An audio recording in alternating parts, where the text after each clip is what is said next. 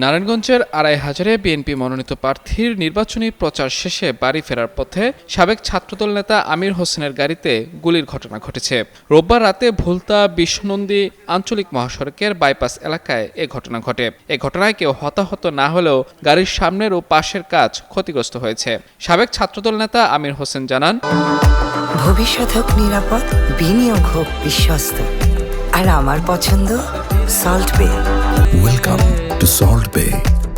নির্বাচনী প্রচারণা শেষে তিনি কালো রঙের একটি প্রাইভেট কারে করে নিজ বাড়ি শ্রীনিবাসদি যাচ্ছিলেন। এ সময় গাড়ির সামনের আসনে ছিলেন মাহমুদপুর ইউনিয়ন বিএনপির সিনিয়র যুগ্ম আহ্বায়ক মোহাম্মদ সাদিকুর রহমান সাদেক।